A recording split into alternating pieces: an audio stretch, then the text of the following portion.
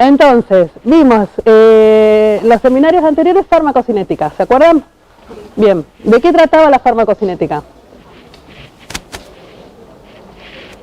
¿Ya se vieron? No. ¿Cómo? El cuerpo le hacía al fármaco. Ok. O sea, los pasos que hacía el fármaco. Bien, de movimiento, ¿no? De los pasos que le tomaba el fármaco o por los que tenía que pasar hasta llegar a ¿dónde? A la biofase. ¿Qué era qué la biofase? Donde el fármaco tenía que actuar. Entonces, tenía que pasar por un proceso de absorción, ¿se acuerdan? De distribución, metabolismo y eliminación, ¿sí? Y no pasa. A ver.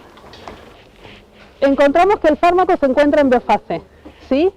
Entonces, aquí nos encontramos con la farmacodinamia, ¿sí? Que es una rama de la farmacología. ¿Qué les parece que hace la farmacodinamia? ¿Cómo? ¿Qué sería lo que el fármaco le hace al cuerpo? Bien. Para decirlo así, de esa manera, una manera para acordarnos es eso, ¿no? El fármaco, una vez que se encuentra en biofase, interactúa con algún componente del organismo y produce un efecto. Entonces, la farmacodinamia, y así lo decimos de una manera, una definición más linda, estudia los efectos bioquímicos, celulares y fisiológicos de los fármacos y sus mecanismos de acción, o sea, qué efecto produce y cómo hace para hacerlo, ¿sí? Para producir ese efecto, cuál es el mecanismo. Pero además hay estudios farmacodinámicos que permiten cuantificar esa acción y además puede comparar varios fármacos entre sí. Además también se definen dosis, las dosis tóxicas, las dosis efectivas, todo esto se hace con los estudios farmacodinámicos, así que es muy importante esta rama, ¿sí? Esta rama de la farmacología. Vos, Mariana, si me equivoco me decís. No. Mariana es la que más sabe de farmacodinamia, yo no sé tanto. ¿Vamos bien? Bien. Entonces, vamos a definir qué sería el efecto, ¿sí? Porque hablamos de efecto, pero ¿qué onda? ¿Qué es el efecto? ¿Qué les parece? Vamos por ahí también, sí. Entonces, el efecto hace referencia a la consecuencia de la acción del fármaco, ¿verdad? Por ejemplo, aumenta la presión o baja la presión. Pero dentro de los efectos podemos tener efectos, el efecto terapéutico o el que yo estoy buscando, o sea, el efecto deseado, ¿sí? Que se da a una dosis determinada, y efectos que no son los que estoy buscando, los efectos indeseables, les podemos decir, ¿sí? ¿Me siguen? O sea, lo que estoy buscando, el efecto terapéutico, pero a su vez pueden ocurrir efectos que no son los que yo estaba buscando. Entonces ahí surgen los indeseables. Y esos indeseables podemos tener efectos tóxicos, que estos efectos son los que están relacionados con dosis altas, con las dosis supraterapéuticas, que tiene que ver con la acumulación del fármaco en el organismo, ¿sí? Puede surgir por varias situaciones, podría surgir porque el paciente tiene una insuficiencia renal, o tiene hipoalbuminemia, o insuficiencia hepática, tiene que ver con varias cosas, pero el tema es que estos efectos tóxicos surgen cuando la dosis es supraterapéutica, digamos, ¿sí? Cuando empieza a hacer efectos tóxicos. Y siempre provocan un daño, ¿sí? Bien, ahora vamos para el otro lado, los efectos indeseables, pero que se llaman colaterales y secundarios. El efecto colateral es el efecto que surge del mismo mecanismo de acción del fármaco. ¿Me siguen? Por ejemplo, un fármaco antihistamínico, ¿sí? Como el Benadryl. ¿Lo conocen el Benadryl? Bien. Yo utilizo ese fármaco porque estoy transitando una alergia, una rinitis o una alergia en piel, y lo que quiero es calmar esa alergia. Pero a su vez, por el mismo mecanismo de acción, produce somnolencia. ¿Eso lo sabían? Bien. Entonces ese es el efecto colateral, ¿sí?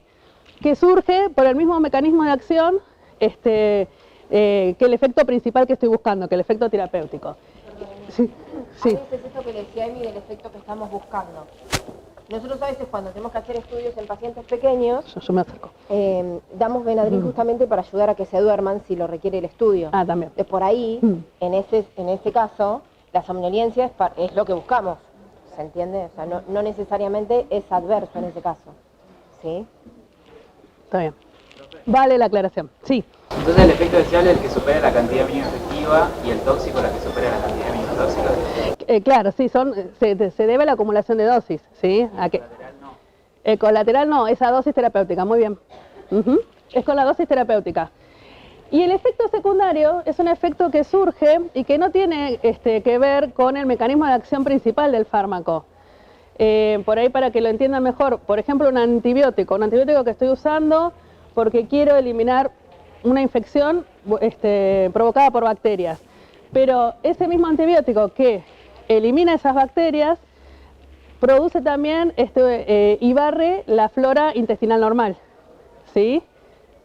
Entonces es como una consecuencia de ese mecanismo de acción, ¿sí? Bien. Entonces la acción, y otra cosa, la acción farmacológica sería el mecanismo de acción, ¿sí? Es cómo hace para producir el efecto farmacológico, ¿sí? ¿Va bien? Esto ya lo dijimos recién, se los dejo un ratito por si le quieren sacar foto, pero lo expliqué más lindo yo. Ahora, ¿qué es un fármaco? No lo lean, de ahí. ¿Qué es un fármaco? Una sustancia con principio activo Es una sustancia que produce cambios deseados por el personal. ¿en dónde? En el organismo. Está bien, es una sustancia química, como dice ahí, que va a producir un efecto que va a interactuar con un organismo vivo, como dice ahí, en un sentido amplio. Pero si yo lo quiero hacer más específica, o lo quiero definir más específicamente, es una sustancia química que se puede utilizar para un tratamiento, para curar alguna patología, para diagnosticar alguna enfermedad, también se puede usar, o para prevenir alguna enfermedad, ¿sí? Entonces es una sustancia que modifica funciones fisiológicas, ¿sí? Bien. Esto es muy importante, los fármacos no están creando acciones nuevas. No es que doy un fármaco y me va a crecer un dedo más. Eso no puede suceder, ¿sí? Los fármacos no tienen esa capacidad de crear funciones, sino que lo que van a hacer es modificar procesos que ya están en la célula, ¿sí? En el organismo. Por ejemplo, vasoconstricción, ¿sí? O vasodilatación. Eso ya se produce normalmente en una célula, en un organismo. Entonces un fármaco lo que va a hacer es estimular esa vasoconstricción o inhibir esa vasoconstricción, ¿sí? Es fácil de entender, ¿verdad? Bien. Ahora, los fármacos se dividen en inespecíficos y específicos. Nosotros vamos a estudiar o nos vamos a concentrar en los fármacos de acción específica, ¿sí? Bien, igual les cuento que son un poco diferentes entre sí, desde su estructura química también. Ahí seguimos adelante. Entonces, los fármacos de acción inespecífica son aquellos que actúan sobre todo por sus características físico-químicas y que no van específicamente a un blanco celular, ¿sí? No van a un receptor, no van a un canal, sino que, por ejemplo, los agentes osmóticos son sustancias que por ósmosis producen diuresis, ¿sí? Atraen agua, pero no porque se unen a ningún canal, a un receptor. ¿Me van siguiendo? Bien. Entonces, por ejemplo, los antiácidos, como el hidróxido de aluminio, el milanta. ¿Han tomado milanta alguna vez? ¿Alguna embarazada nunca tomó milanta? Yo también. El milanta, que es hidróxido de aluminio, no va a un receptor para disminuir la acidez, sino que se combina con los ácidos del estómago y neutraliza la acidez, ¿sí? O sea que los mecanismos de acción son inespecíficos, son amplios, ¿sí? Bien, después tenemos los antisépticos y desinfectantes, que son oxidantes, tenemos agentes quelantes, agentes que crean barreras físicas, que son emolientes, ¿sí? Bueno, bien, estos no los vamos a ver, pero les cuento que lo van a leer en los libros, que están también, ¿sí? Sin embargo, sí nos vamos a concentrar en los fármacos de acción específica, que justamente son específicos porque van a tener blancos de acción, van a actuar sobre dianas farmacológicas, que pueden ser receptores. Ahora vamos a ver qué es un receptor. Estos receptores se pueden encontrar en la membrana, en el citoplasma o dentro del núcleo de una célula, ¿sí? Canales iónicos, ¿sí? Que también son proteínas, macromoléculas que forman canales por donde van a transcurrir iones, sodio, cloro, potasio, calcio. También vamos a ver un poquito cómo son esos canales. Moléculas transportadoras, por ejemplo, en el túbulo renal hay un transportador de glucosa y sodio. Hay fármacos que inhiben ese transportador. Enzimas, por ejemplo, la enzima convertidora de angiotensina, ¿sí? Que es una enzima necesaria para pasar de angiotensina 1 a angiotensina 2. Hay fármacos que inhiben esa enzima, ¿sí? Y esto que dice análogos estructurales, sustancias endógenas, quiere decir que hay fármacos que son parecidos a sustancias endógenas que ya existen en la célula y entonces actúan como falsos sustratos. ¿Me van siguiendo? ¿Cómo qué? ¿Me escuchan? Ah. Hay un antibiótico que se llama trimetroprima sulfametoxazol también, que inhibe la síntesis de folato que la bacteria necesita para producir ácidos nucleicos. Entonces actúa como un falso sustrato y no se pueden producir los ácidos nucleicos, ¿sí? Entonces, receptores, canales iónicos, moléculas transportadoras, enzimas, análogos estructurales de sustancias endógenas. Esos son los blancos, las dianas farmacológicas, ¿sí? A donde una sustancia, un fármaco puede ir a actuar e inhibir o aumentar una función. ¿Va bien? ¿Mm? No. Estamos bien. Bien, entonces, vamos de a poco. Vamos a ir, entonces, seguimos con los fármacos de acción específica y vamos a hablar de receptores, ¿sí? Bien, entonces, los receptores son moléculas grandes, macromoléculas, son proteicas, son proteínas, ¿sí? Y que pueden formar enlaces con los fármacos, con sustancias, ¿sí? Y eso va a hacer que provoque una modificación en la actividad de la célula. ¿Sí? Bien. O sea, a través del receptor, la sustancia que se une al receptor provoca una modificación en la actividad de la célula. ¿Va bien? Bien. Yo les había dicho que los receptores pueden estar en la membrana, pueden estar en el citoplasma o dentro del núcleo de la célula. ¿Sí? Bien. Ahora, para que una molécula se pueda unir al receptor, necesita tener algo que se llama afinidad. ¿Sí? La afinidad es la capacidad que tiene ese fármaco de poder unirse y formar enlaces con el receptor. Si no tiene esa capacidad, el fármaco no se une, o la sustancia no se une. ¿Sí? Ahora, esas uniones que se producen entre un fármaco y un receptor, en general son reversibles. Todo el tiempo se puede unir y se puede disociar. ¿Sí? Entonces, esas uniones, las van a leer en los libros, pueden ser puentes de hidrógeno, uniones iónicas, ¿sí? ¿Cómo eran los enlaces de Van der Waals? De Van der Waals, bueno, esas también. Todas esas son reversibles, pero las uniones más frecuentes son las iónicas. Y también hay un tipo de unión que se llama covalente, que es una unión mucho más fuerte. El fármaco, una vez que se une, tarda muchísimo en disociarse. Y esa es la que nosotros decimos que son uniones irreversibles. ¿Sí? O sea, el fármaco tiene que poder unirse y en algún momento desunirse, disociarse. ¿Sí? Porque si no, el estímulo sigue, continúa y no se termina más. ¿Sí? Bien. Y otra cosa que tienen es especificidad. O sea, un fármaco es específico para un receptor, pero no se une a otro. ¿Sí? Es la capacidad que tiene de discriminar entre una molécula y otra. Esa especificidad es el receptor, ¿sí? Bien. ¿Me siguen? Bueno.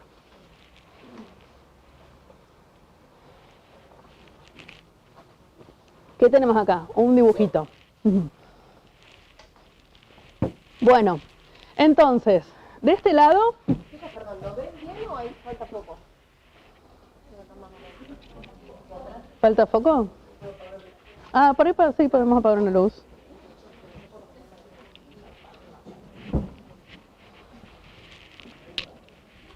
Bien, entonces, vamos con este primero acá. Acá dice, canales iónicos activados por ligando. ¿Qué quiere decir? Que en este caso hay un canal. Un canal es un pasaje, ¿sí? Que está abierto a veces, abierto y cerrado. Ahora, para que se pueda abrir, necesita del estímulo de un ligando. Entonces, el ligando se une, este sería el ligando, y permite que se abra ese canal para el pasaje de iones, ¿sí? Estos entonces son los canales iónicos activados por ligando. Un ejemplo, que ahora después lo vamos a desarrollar mejor, es el receptor nicotínico de la placa muscular, cuyo ligando es la acetilcolina, ¿sí? Ese es un ejemplo. Pero también les quiero contar que existen canales iónicos que están activados por el potencial de acción, ¿sí? Por una corriente eléctrica. Cuando la célula se despolariza, da la señal para que ese canal se abra y por ahí entre sodio, entre potasio, entre calcio, perdón, salga potasio, ¿sí? Bien.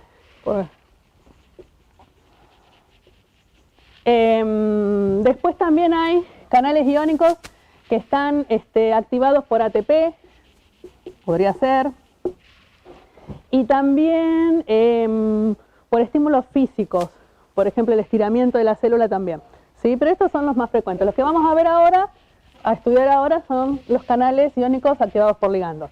Estos también los vamos a ver un poco con los ejemplos. Bien, el siguiente tipo de diana farmacológica son los receptores acoplados a proteína G. ¿Van bien?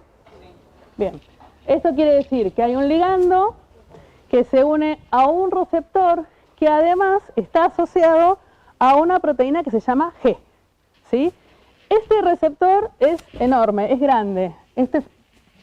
Piensen o imagínense que es la membrana plasmática y el receptor tiene 7 dominios que entra y sale de la célula.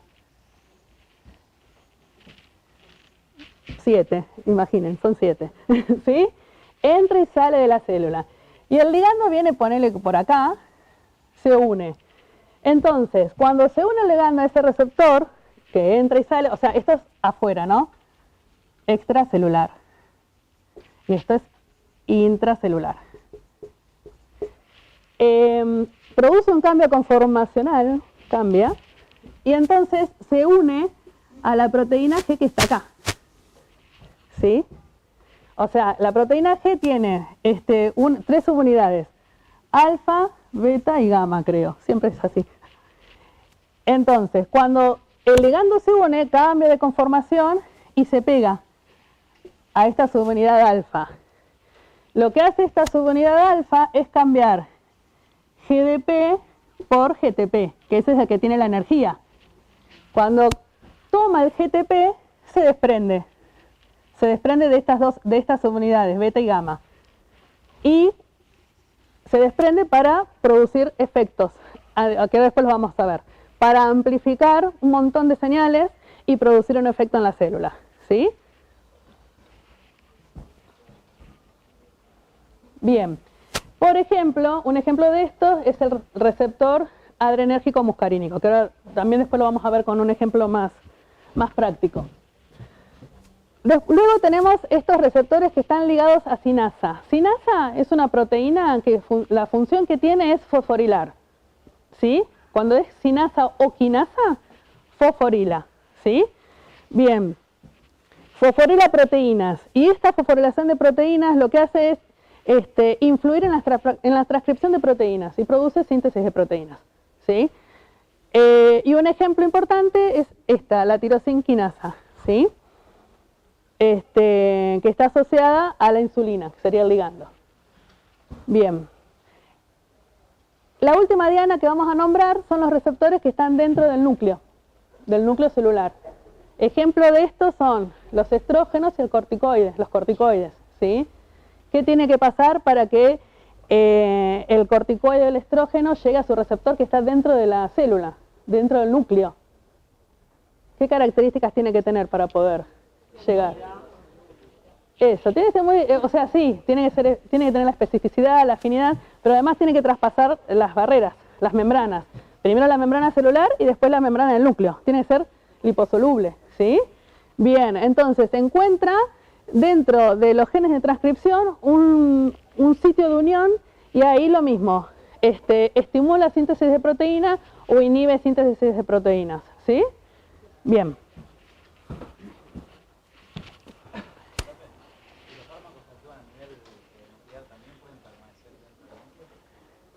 Si permanecen dentro del núcleo, y sí, pero después lo que necesiten y después se van.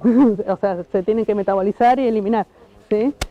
No sé si eso me preguntas, o no es que se quedan de por vida, digo. No se pueden asociar a la Hacer transformación, hacer alguna mutación. Hacer alguna mutación, algo no deseado, decís. Claro, hacer algo en el ADN, como entrar En realidad entran al núcleo y se unen a un sitio específico de unión del corticoide, en el caso del corticoide.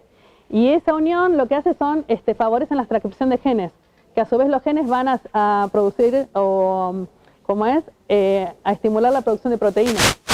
Se unen a un sitio de unión específico, no es que se unen a cualquier lado o quedan. Pero ¿sí? recordemos siempre que las cosas estaban en equilibrio, ¿se acuerdan? Entonces, puede que el fármaco entre al núcleo, se asocie con el ADN para alterar alguna, o para promover la síntesis de alguna proteína o de alguna ARN mensajero, pero eso luego se va a desunir y el fármaco que no había pasado la barrera, ¿se acuerdan que siempre estaba en equilibrio de uno del otro? Como se va eliminando, va haciendo que el fármaco que está dentro vaya saliendo y así se va como tironeando un poco todo. Por eso los efectos no son para si no me tomo un corticoide hoy, tengo 90 años. Y bueno, sí, igual un poco. Bien. ¿Sí?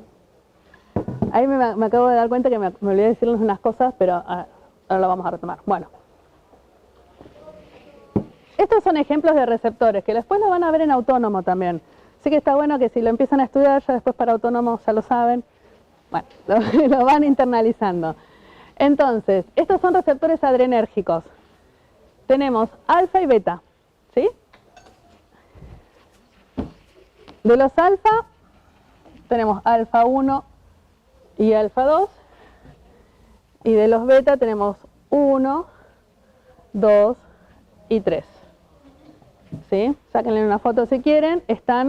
La localización de estos receptores están donde dice ahí, ¿sí? Beta 1 cardíaco, beta 2 músculo liso, el beta 3 tejido adiposo, alfa 1 es postsináptico y predomina en músculo liso vascular, y los alfa 2 presinápticos, que lo que hacen esos alfa 2 es controlar la liberación de catecolaminas, ¿sí? Bien, todos estos receptores son ejemplos de receptores que están acoplados a proteína G, ¿sí? De la proteína G me faltó decirles que hay varios tipos. Tenemos la proteína GQ, la proteína GS y la proteína GI. Para complicar nuestra situación, cada uno de estos receptores se unen a diferentes proteínas y no se tienen que equivocar, lo tienen que saber, ¿sí? Porque hacen diferentes cosas dentro de la célula. Bien, ahora seguimos.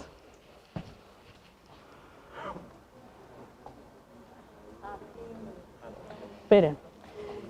GQ, GS y GI. Estos son los adrenérgicos. Y tenemos también los receptores colinérgicos, ¿sí? Que se llaman muscarínicos, ¿sí?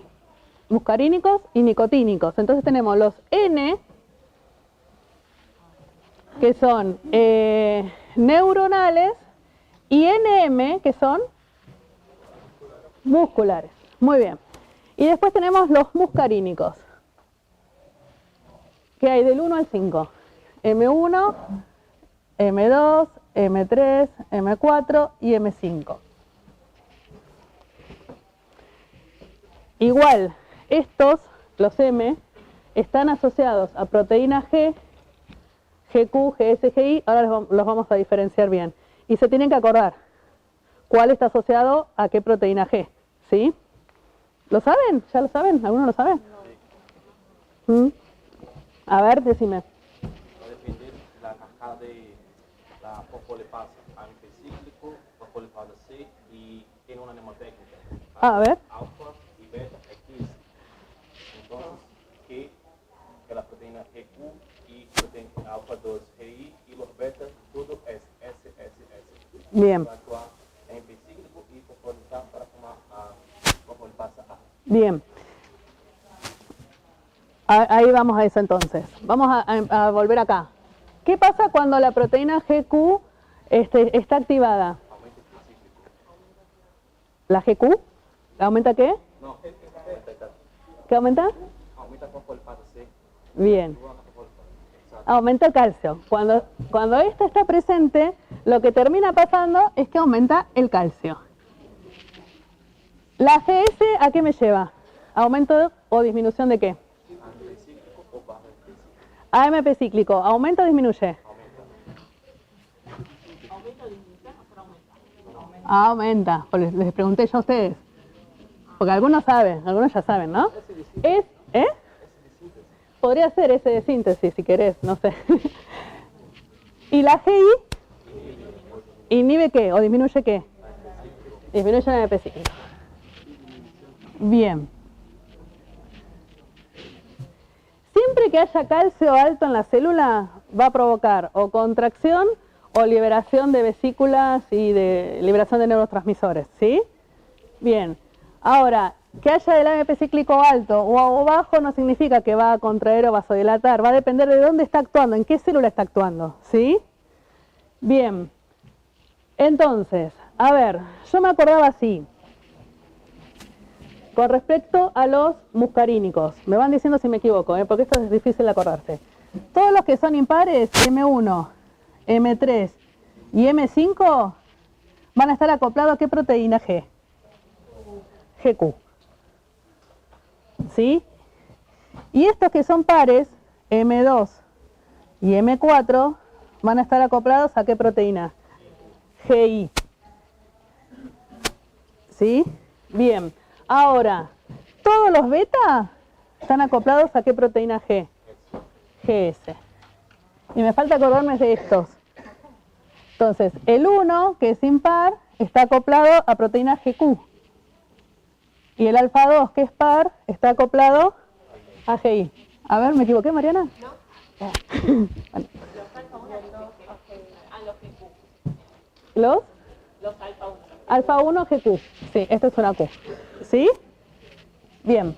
Cada uno tiene su mnemotecnia, pero es difícil acordárselos, porque es uno u otro. ¿Sí? Bien. Así lo sí. Los pares a GI, No, a ver, los pares a GI, sí. los impares a GQ y el resto GS. Las betas solo GS. Beta 1, beta 2, beta 3. Beta 1 en corazón, beta 2 en músculo liso, beta 3 en en tejido adiposo. ¿Sí? Bien. Tienen que saber dónde están los receptores, a qué proteína G está acoplada y después van a tener que estudiar qué pasa con esta cascada de señalización. Nosotros acá la recontra simplificamos y dijimos aumenta el calcio, aumenta el AMP cíclico, disminuye. En el medio, para que ocurra eso, faltan unos pasos que ahora los vamos a ver. ¿Sí? Lo tienen que ir viendo, así después es más fácil. Están en todos los libros, ¿eh? No estamos haciendo nada, nada novedoso. La vía fosfolipasa C termina siendo algo. La GI vía la eliminato ciclasa termina siendo algo. Dependiendo de dónde esté el receptor, lo que sea N que va a pasar. Ahora, lo borro así ya seguimos. Porque después viene Mariana con un montón de curvas y va a necesitar tiempo. ¿Sigo? ¿Sí? A ver. ¿Este lo tienen? Bueno.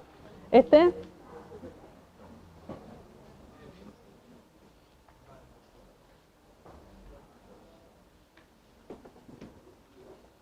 Bien, para tratar de integrar todos estos conceptos es que vamos a ver cómo se contraen los diferentes tipos de músculo. Ahí, como dice en la filmina, tenemos 3 tipos de músculos: liso, estriado y cardíaco, ¿sí? Para llegar a la contracción de estos músculos se necesita de un ligando, de un receptor, de segundos mensajeros, ¿sí? Es un ligando que lo que está tratando de llevar a la célula es la información de que tiene que contraer el músculo o que tiene que relajar, ¿sí? Para eso hay una cadena de acontecimientos hasta llegar a la contracción o a la relajación muscular. Vamos a ver primero el músculo esquelético y vamos a tratar de explicar esto. Esperen que voy a buscar mi machete. Bien. Entonces, acá lo que trata de dibujar o de mostrar es una motoneurona, ¿sí? Y esto es una célula estriada. Y estas son las células, la actina y la miosina, que van a provocar la contracción, ¿sí? Bueno, las motoneuronas colinérgicas, ¿ustedes saben qué ligando tienen o qué ligando liberan? Acetilcolina. ¿Cómo hace la acetilcolina para llegar a esto que se llama espacio sináptico? Se liberan vesículas. Buenísimo, hermoso. Bien, ¿y saben la acetilcolina cómo está formada o cómo se sintetiza? Acetil-CoA más colina. ¡Ay, qué bien, saben todo! Acetil-CoA más colina. Bueno, esto no importa ahora, lo van a ver, sobre todo en autónomo lo van a volver a ver. Pero para que se libere esta vesícula y termine liberando la acetilcolina, ¿qué tiene que pasar? Bien, hay un potencial de acción, ¿sí? El potencial de acción, ¿qué significa? ¿Qué significa ese potencial de acción? Claro, hay una corriente eléctrica, que es despolarización, que es positiva o negativa. Positiva, porque ustedes saben que la célula cuando está en reposo tiene una carga negativa, que varía dependiendo de la célula, pero es negativa, ¿sí? Entonces, para que se despolarice tiene que haber una corriente de carga positiva, ¿sí? ¿Y cómo ocurre eso? Sí, también, pero para que la célula pase de negativa a positiva, ¿qué tiene que entrar? Entra sodio. El sodio entra a favor de la concentración, porque ustedes saben que dentro de la célula hay menos sodio, ¿no? Hay más sodio afuera de la célula y acá hay poquito sodio. Entonces, cuando se abren los canales, que son los canales iónicos controlados por voltaje, por voltaje, porque acá hay una corriente que viene, se abre y entra sodio y se despolariza rápidamente. Pero también entra calcio, que el calcio también tiene gran concentración afuera y poquito adentro, ¿sí? Bien, al entrar calcio empieza toda la maquinaria que se necesita para fundir las vesículas y liberar la acetilcolina en el espacio sináptico. ¿Van? Está muy reducido, muy pocas palabras, después lo leen lindo. ¿Va bien? Bien. Bueno, entonces, acá tenemos la célula muscular, ¿sí? Bien. Ahora, esta acetilcolina que está acá, solita, ¿a qué receptor va a ir? Al nicotínico. NM. Que les dije que era ¿qué? Era muscular, pero ¿qué tipo de receptor es? Eso, es un canal, o sea, activado por ligando, ¿sí? Entonces, lo que ocurre acá es que cuando se abre este canal, ¿entra qué? ¿Entra? Sodio. La acetilcolina queda ahí, ¿sí? Entra sodio. Y acá ocurre lo mismo, hay una corriente que despolariza la célula. Y esa despolarización lo que hace es abrir otro canal que se llama dihidropiridina, que es de calcio, ¿sí? Lo que yo quiero para generar la contracción muscular es que haya calcio dentro de la célula muscular, ¿sí? Acá tiene que aumentar el calcio. ¿Sí? ¿Me van siguiendo? ¿Cómo se contrae la célula? ¿Qué necesita? Necesita del calcio. ¿Cómo entra el calcio? Entra a través de una corriente de despolarización, donde entra sodio para generar esa despolarización y por esa carga positiva se abren estos canales, ingresando calcio de afuera. Pero a su vez, acá hay una organela que se llama retículo, ¿es sarcoplasmático o endoplasmático? Es lo mismo, bueno, sarcoplásmico, que ¿qué va hacia acá? Almacena calcio, ¿sí? Entonces, este receptor que se llama dihidropiridina está muy cerquita de un receptor que se llama RIR, los de rianodina. Y solamente por estar cerca, lo que hace es estimular la apertura y sacar calcio del retículo sarcoplasmático. ¿Va bien? Bien. Bueno, entonces ahora tengo mucho calcio acá. Y ahora me olvidé qué hacía el calcio. A ver si me olvidé alguna otra cosa. Va bien. Bueno, una vez que el calcio está acá, va a ir a buscar una proteína que se llama troponina. ¿Sí? Entonces se une a la troponina. Sí. Claro, esta troponina lo que está haciendo es bloquear el sitio de unión de la actina y la miosina, que ellas se tienen que unir, formar enlaces y contraerse. Mientras está la troponina, eso no ocurre. Lo que hace el calcio es unirse a esa troponina y liberar el espacio de unión de la miosina y la actina, ¿sí? Y ahí se produce la contracción. ¿Están de acuerdo? ¿Estás de acuerdo, Mariana? ¿Me equivoqué? ¿Va bien? Bueno, no está tan lindo mi dibujo. Bien. Llegamos a la contracción. ¿Estamos bien? ¿Entendieron todos? Miren que en los libros no está tan bien explicado como lo explico yo. ¿De verdad? ¿Está bien? Sí, todos, ¿no? Los de allá al fondo. ¿El camarógrafo entendió?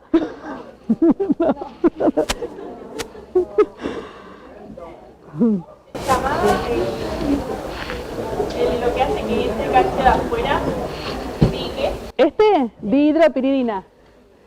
Estos los tienen que estudiar porque después en hipertensión también están los canales de calcio, los de hidropiridina.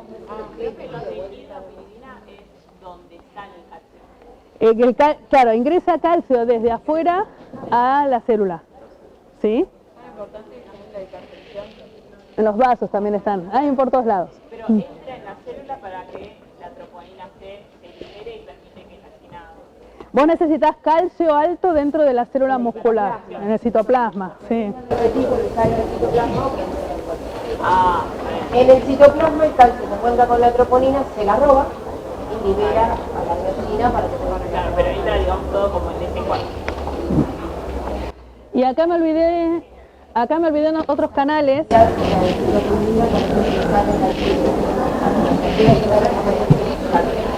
Acá hay otros canales también que ayudan a que aumente el calcio dentro del citoplasma, que son canales de calcio activados por voltaje, ¿sí? Que se activa cuando se empieza a despolarizar la membrana.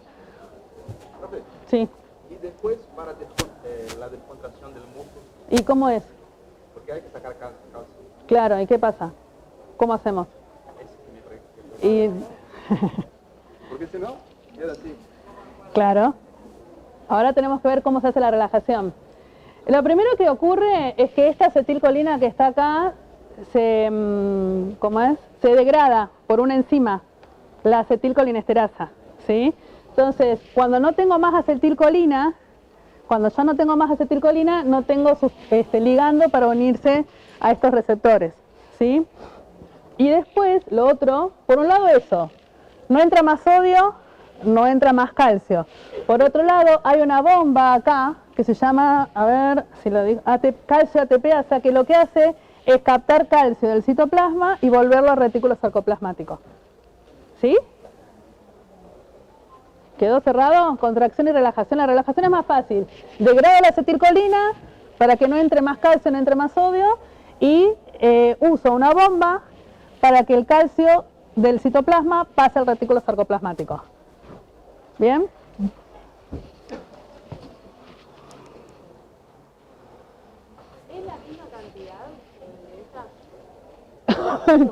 no sé. ¿Qué crees a...?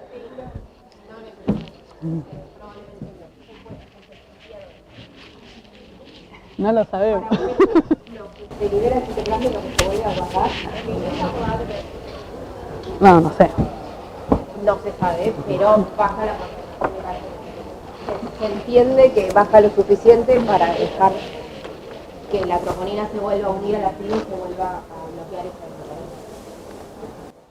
Bien. Entonces, ¿qué genera el potencial de acción en el músculo estriado? ¿La entrada de qué ion? Del sodio. Bien. Se produce la despolarización, entra calcio y se genera todo lo que dijimos, ¿sí? Bien. Y esto ocurre rápido, ¿eh? No es todo esto que nos llevó a nosotros a entenderlo. Milisegundos, ¿sí?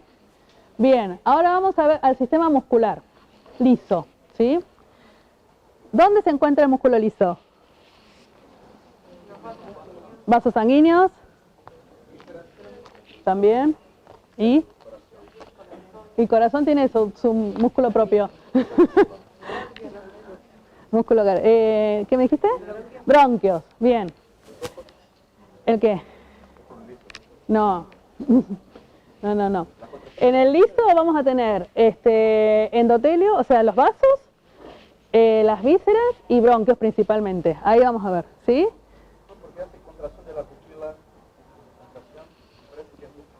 Eso, no, músculo ciliar, ¿no? ¿Es liso?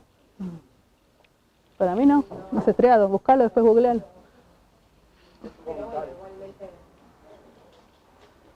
Bien.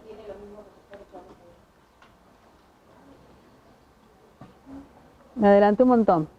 Bueno, escúchenme, mírenme a mí, porque esto está como muy sencillo. A esto le decimos la vía del AMP cíclico, ¿sí? Pero empieza con la unión de un ligando a un receptor que está acoplado a una proteína, ¿cuál? GS. Y la proteína GS termina haciendo ¿qué? Aumentando, ¿qué segundo mensajero? El AMP cíclico, ¿sí? Entonces, para que aumente el AMP cíclico, la proteína GS tiene que estimular a esta proteína que está acá en la membrana, que se llama adenilato ciclasa. Lo que hace esa enzima es catalizar la síntesis de AMP cíclico a partir de ATP, ¿sí? Ahora, cuando aumenta el AMP cíclico, lo que ocurre es la activación de otras proteínas. Por ejemplo, activa quinasas, ¿sí? Y esas quinasas lo que van a hacer es fosforilar proteínas. Y a su vez esas proteínas cumplirán su función o dejarán de cumplirlas, porque a veces el fósforo activa y a veces inhibe, ¿sí? Eso es lo difícil por ahí de entender esto, que no siempre activar significa aumentar una función. Podría ser inhibir una función, ¿sí? Bien. Llega el ligando, llega el receptor beta 2, Sí. que tiene a la proteína GS, va a la adenilato ciclasa, pasa a ATP a AMP cíclico y ahí, ¿qué pasa? ¿Activa la sinasa? Sí, podría activar la sinasa. Ahora igual te lo voy a explicar con el músculo liso. Vamos a ver contracción y relajación, ¿sí?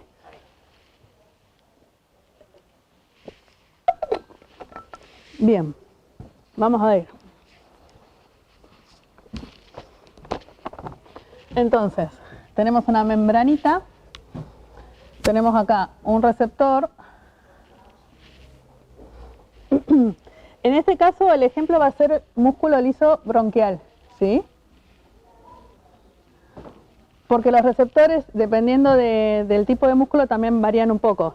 Entonces, en el músculo liso bronquial, ¿qué tipos de receptores muscarínicos voy a tener? M3. Los tres, ¿sí? ¿Y el ligando cuál es? La acetilcolina, dijo alguien por ahí, sí. Entonces viene acá la acetilcolina. ¿Sí? Bien. Después, acá también tenemos otras proteínas que son receptores para diferentes tipos de ligando. En este caso ahora vamos a ver toda esta parte que es este receptor, lo que está ligado a este receptor, pero podría haber receptores de H1 para la histamina, receptores alfa 1 para la noradrenalina, receptores de angiotensina, ¿sí? Para la angiotensina. Todos estos, este receptor para todos estos ligandos, acá yo hice uno, pero es un receptor para cada uno, ¿sí? No es el mismo receptor. Comparte una característica con este receptor, el muscarínico 3, que es que está asociado a qué proteína? A la GQ.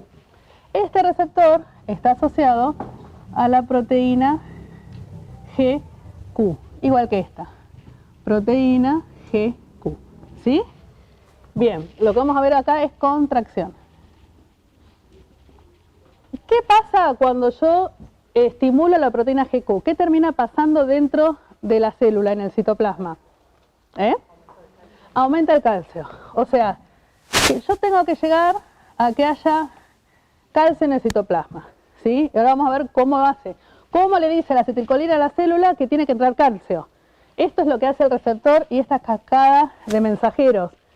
Transmite una señal que la da la acetilcolina, se la transmite a la célula. Entonces toda la célula se prepara para que el calcio aumente, ¿sí? Y fíjense que la acetilcolina nunca ingresó a la célula, se quedó ahí afuera, ¿sí? Trae una señal que se transmite a través de toda esta activación de proteínas y de segundos mensajeros, y la célula se prepara para la entrada del calcio y la contracción del músculo. ¿Va bien? Bueno, entonces, cuando la proteína GQ está activa, lo que hace es activar una fosfolipasa. Fosfolipasa C. ¿Sí? Lo que hace esa fosfolipasa es desdoblar un componente que está en la membrana lipídica que se llama inositol bifosfato, el PIP2. ¿Sí? ¿Van? Entonces, esta fosfolipasa lo que hace es que se divida este PIP2 en IP3, inositol trifosfato, y diacilglicerol. ¿Va? Bien. Ahora, en la célula muscular lisa también tenemos una organela que se llama retículo endoplasmático o sarcoplasmático que almacena calcio. Y esta organela lo que tiene son receptores que son canales activados por IP3. ¿Sí? Este IP3 que está acá, viene ahí, ¿y qué hace? ¿Qué les parece que hace? Abre canales. ¿Y qué hace el calcio? Sale. A favor de su gradiente de concentración, porque en realidad calcio no hay dentro de la célula. O sea que este calcio sale y contribuye al aumento del calcio dentro de la célula. ¿Vamos bien? Bien. Sale el calcio. Claro, ahí lo dice claramente. Bien.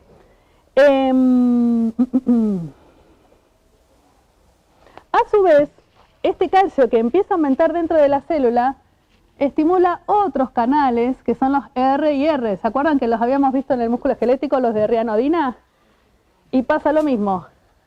Se abren y sale el calcio. ¿Sí? Este receptor está activado por el ion calcio, a su vez. ¿Sí? Bien. Profe, ¿por qué otro más habían dicho por el IP3 también? El IP3 tiene su propio receptor. Ese, y los R y R habían dicho que... Por el calcio. Se estimula por el calcio. Ah, listo, o sea, de ese IP3, este receptor de IP3, sale calcio y ese calcio estimula su... Claro, cuando empieza a ingresar calcio, estos se estimulan, ¿sí? Bien. Perfecto, ya tenemos calcio alto. Tenemos el calcio en la célula. ¿Qué hace este calcio en el músculo liso? ¿Alguien sabe? Esa es la parte difícil para mí. ¿No está? ¿No es? ¿El calcio a quién se une? No, eso está en el músculo esquelético. A otra sustancia. A la calmodulina. ¿Quién lo dijo? Muy bien, se une a la calmodulina. Esta chica prueba. Bien, este complejo calcio-calmodulina lo que va a hacer es activar, cuando yo pongo más es porque activa, a una enzima que se llama quinasa. Tiene un nombre largo, es la quinasa de cadena liviana de miosina. ¿Sí? Entonces activa a la quinasa de cadena liviana de miosina, ¿sí? O sea, si es una quinasa, ¿qué va a hacer? Va a fosforilar. ¿A quién fosforila? A la miosina, ¿sí? Porque ustedes recuerden que para que se produzca la contracción necesito de la actina y de la miosina. Y que esa actina y miosina hagan puentes cruzados, se unan, ¿sí? Que en el modo relajado están separadas. En el modo contracción se tienen que unir. ¿Bien? Entonces, esta quinasa fosforila a la cadena liviana de miosina. Y de esa manera se une la actina y produce la contracción. O sea, acá tiene un fósforo. ¿Sí? Y ahí la miosina se une a la actina y produce la contracción. ¿Va bien? Bueno, esto, el calcio, AMP cíclico, diacilglicerol, IP3, son los segundos mensajeros, son los que amplifican toda esta señal. Cuando viene la acetilcolina no es que solamente activa una proteína G, puede activar muchas proteínas G. Y acá también hay un montón de moléculas de acetilcolina, ¿sí? Entonces la señal se va amplificando, se va haciendo cada vez más grande, ¿sí? Perdón, el último paso ahí, M más... Actina y miosina. Actina y miosina. Ah, bien. ¿Sí? Sí. Quinasa de cadena liviana de miosina.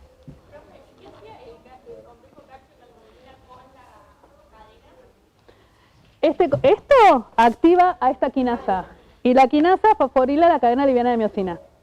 ¿Va bien? Bueno. La fosforilada es cuando puede interactuar con la actina. Bien. Lo que nosotros estuvimos recién explicando es qué hizo el IP3 con respecto a la contracción. ¿Y el diacilglicerol, alguien sabe qué hace?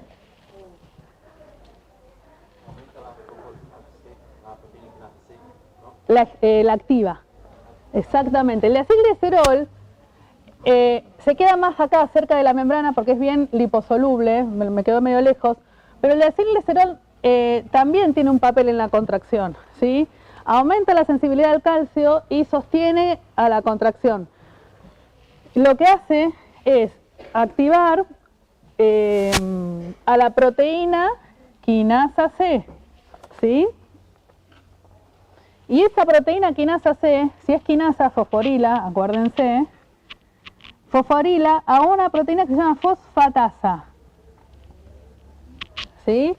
Fosfatasa de miosina. Cuando está fosforilada, esta fosfatasa está inhibida, ¿sí? ¿Me siguen? Bien. Ahora, ¿qué hace la fosfatasa? ¿Qué papel cumple en esto? En el músculo liso. ¿Alguien sabe? Cuando la enzima es una fosfatasa, lo que hace es romper el fósforo. La función de esta fosfatasa es sacar este fósforo, ¿sí? Sacarlo de la cadena liviana de miosina. Entonces, contribuye a la relajación.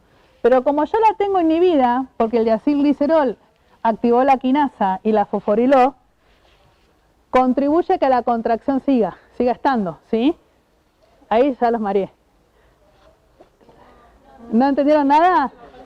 Bueno, escuchen. Hasta acá vimos proteína GQ, IP3, diacilglicerol. Y seguimos toda esta rama de acá del IP3.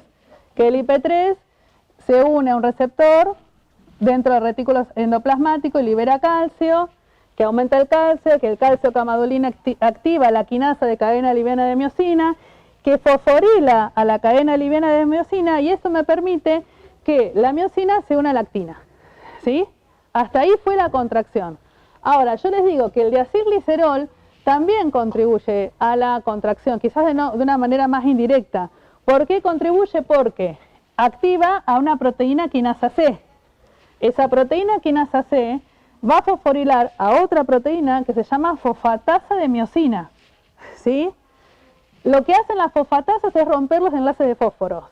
Esta fosfatasa, su función es desfosforilar la cadena liviana de miosina, y cuando se desfosforila se produce la relajación.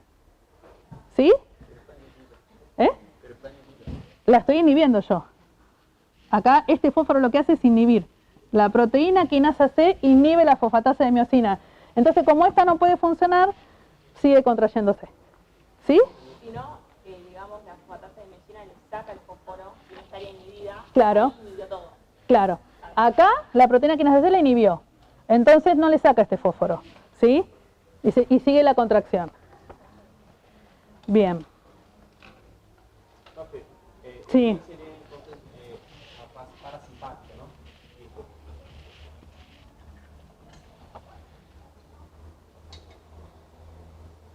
¿Cómo me? Perdóname. Sí, es la parte autónoma del sistema nervioso. Lo que sí me olvidé de decir también que acá el asilia cerebral también activa canales de calcio que contribuye a la entrada de calcio desde afuera hacia adentro. ¿Sí? Bien. Bueno, después como característica el músculo liso lo que tiene es que se contrae de manera más lenta y sostenida que el músculo estriado. ¿Sí? Bien, hasta acá es contracción. ¿Lo tienen? No.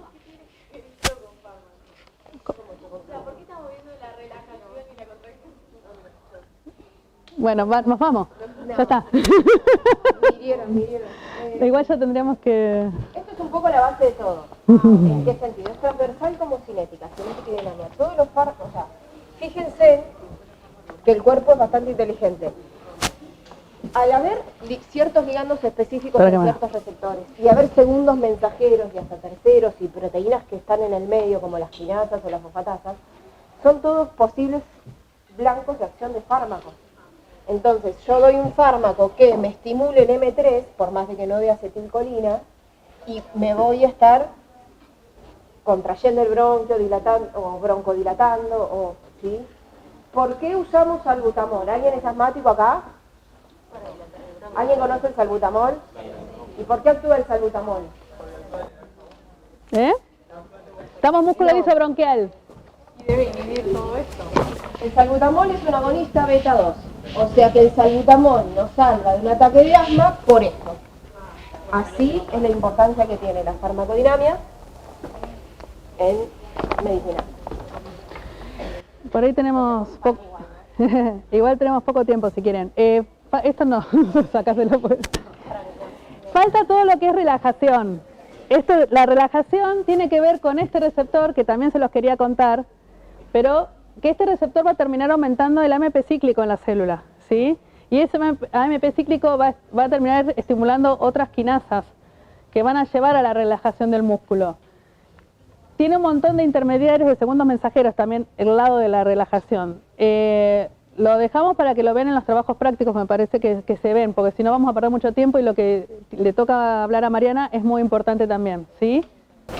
El B2, o sea, el receptor B2 estaría encargado de la relajación, ¿sí? Bien. ¿Va bien? Bueno, la relajación es como esto, tiene todo esto al revés, a través de la vía del AMP cíclico, ¿sí? Digo en cuanto a complejidad, y también es muy importante. Así que le dicen a los profes que tienen que ver la relajación de músculo liso porque no llegamos. Van a ver la clase que viene, que yo también les pongo mi dibujito de cuando estudié todo esto, y ustedes les recomiendo tengan su dibujito de ahora que están estudiando todo esto. Porque haciéndolo van a ver que, uno, lo van a ir entendiendo mejor, y dos, cuando después vean un fármaco que les digan soy agonista beta 2, soy antimuscarínico, soy lo que sea, ya van a saber qué les están diciendo, o sea, van a volver en cada patología que vayamos viendo, van a ir volviendo a esto, así que ténganlo siempre a mano. Pero bien, un poco para retomar por qué estamos viendo todo esto, ¿no? Ahí se me escucha bien, ¿no? Bien, vamos con un caso clínico, ¿sí? Que vamos a ir respondiendo entre todos en lo largo de la clase, no es que me lo tenga que contestar ahora. Tenemos a Ricardo, 68 años, que está con metástasis vertebrales y muy dolorido, entonces está con morfina, ¿sí? ¿Conocen la morfina? Un opioide, buenísimo. Un agonista completo de los receptores opioides, ¿sí?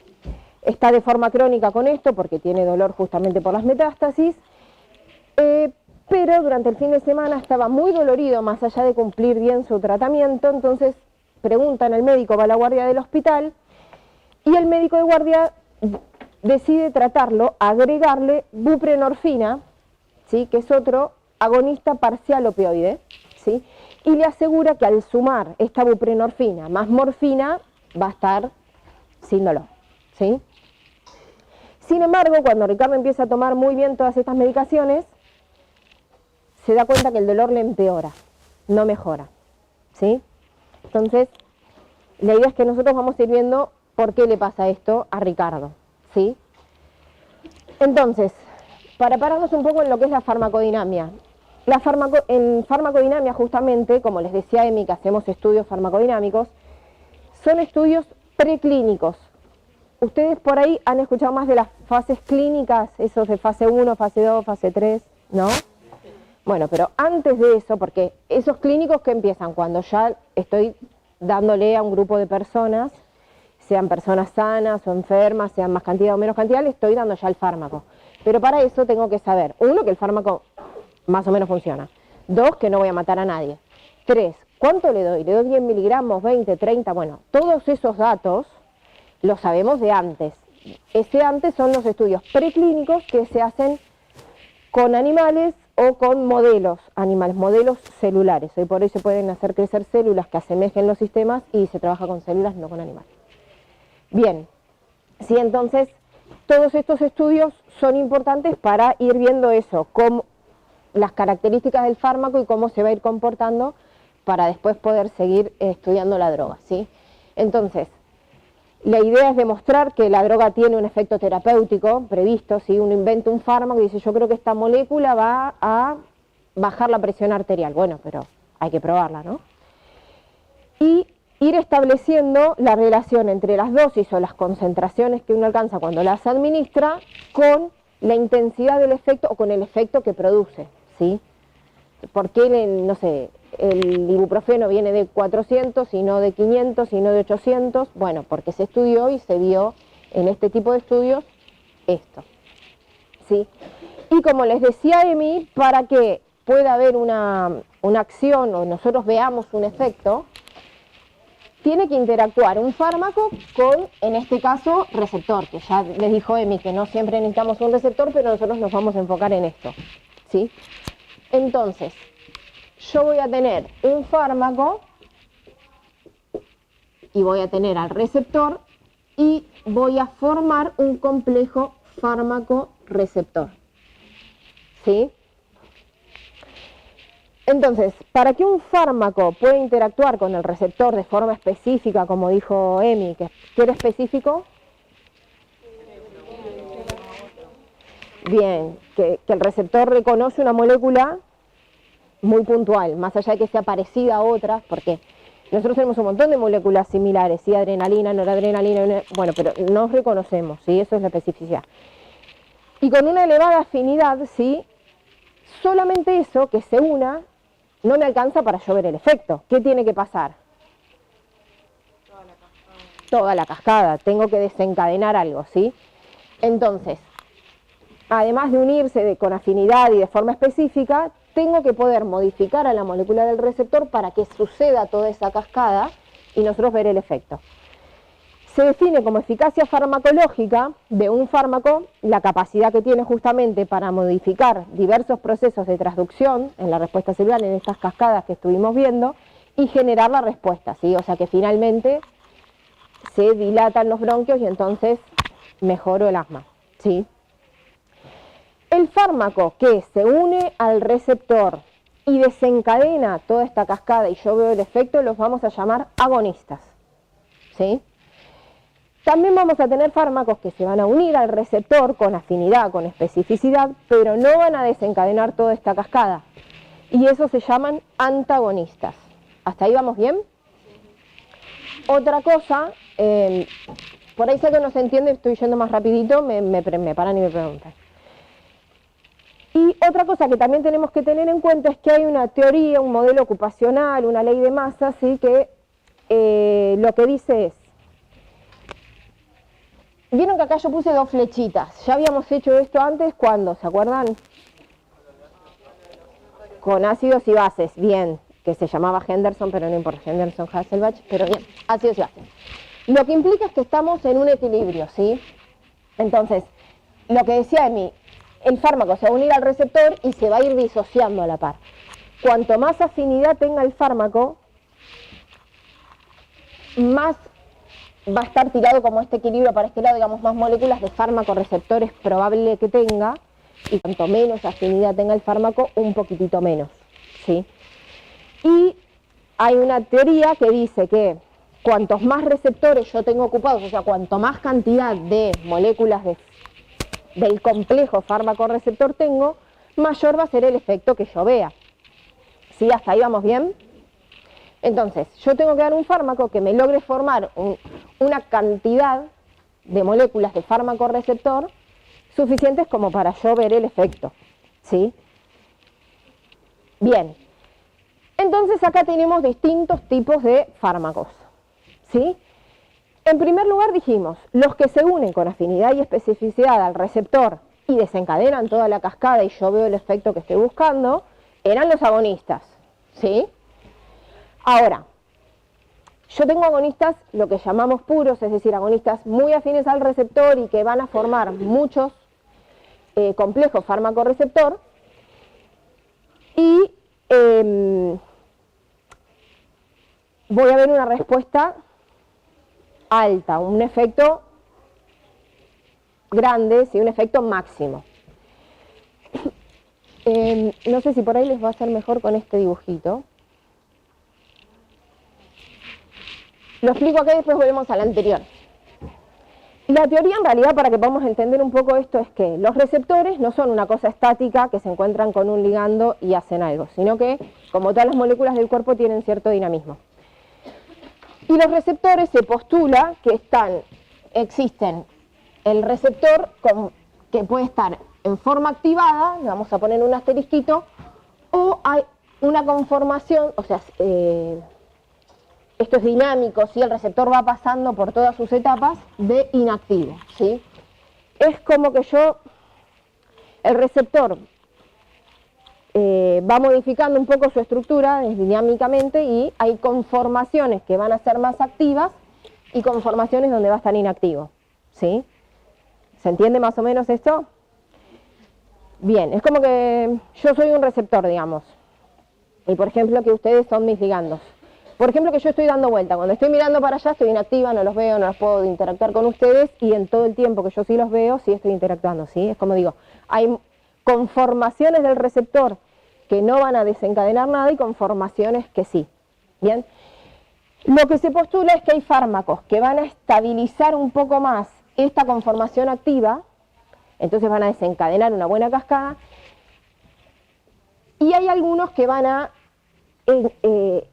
cuando se unen, van a hacer que esta conformación sea un poquito más estable, entonces el receptor va a pasar un poquito más tiempo, si bien el receptor sigue pasando por todas las conformaciones, va a ser un poquito más estable la forma inactiva, ¿sí? Es como decir, cuando yo me uno un fármaco que estabiliza esta parte, es como que yo me estabilizo, por ejemplo, en el ejemplo de recién cuando los estoy viendo, entonces paso más tiempo en el estado activo, por más de que después pase un poquito por el inactivo, ¿sí?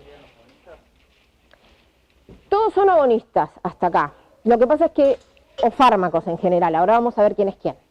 Algunos van a hacer que este sea más estable, la conformación más activa, algunos la inactiva y algunos ambas. Y de ahí que se nos desprenden distintos tipos de agonismo. Cuando yo tengo un agonista que me estabiliza mucho la conformación activa del receptor, voy a tener esa conformación, voy a tener mucho efecto, entonces voy a tener el efecto máximo y voy a tener un agonista completo, ¿sí? ¿Es lo mismo con agonista puro? Sí, completo, puro. Estas curvas que estamos viendo, porque no se las dibujé,